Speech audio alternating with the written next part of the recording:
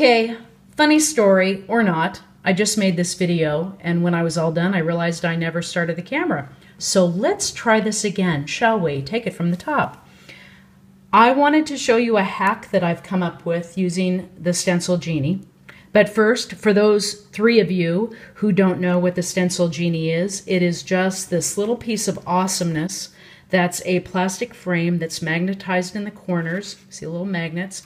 You place a stencil on top, you clip the other piece over the top of that, and now you've got a frame that holds your stencil securely and flat on top of a cookie so that you get a nice clean image transferred to your cookie, whether you're using airbrushing or royal icing.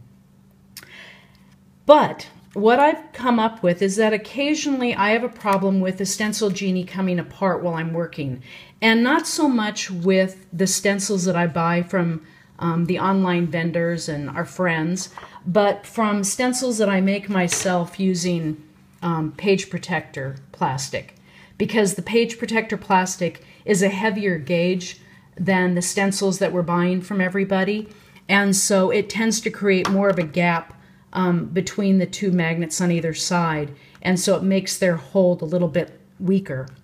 And it's not only when I make stencils, but it's also when I make a quick frame to hold a round stencil that I typically couldn't use with the Stencil Genie, like this one, for example. So now I've got it so that this round stencil works inside of the frame, but the only problem is the magnets are just that much weaker because of the heavier gauge plastic, and so it can fall apart while I'm working. It doesn't just hold as tightly as I need it to. And of course, if the Stencil Genie comes apart while you're working, the stencil can fall back on the cookie, things get smeared and messy, tempers rage, attitudes need to be adjusted. So let's find a solution. And I did. It's as simple as this.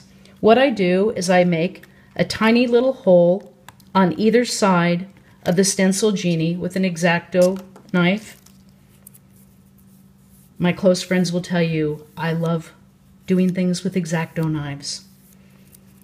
Okay, so then what I do is I just take a twisty tie and I twisty. I twisty on that side, and then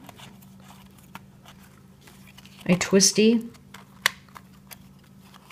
on this side, and I try to get it as tight as I can. And so now I could drop this bad boy from 3 stories. This is not like nothing I've ever tried, but I'm just going to go ahead and assume that I could drop it from 3 stories, and it's going to stay together.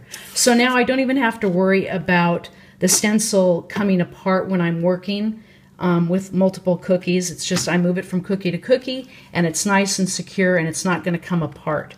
Now, the other thing to keep in mind is that a lot of times the stencils that we buy run from edge to edge. The design runs from edge to edge, and so in that case I can just clamp this together and again take the twisty ties, and without making any holes or anything, just run it through the design itself and add a twisty tie on both sides.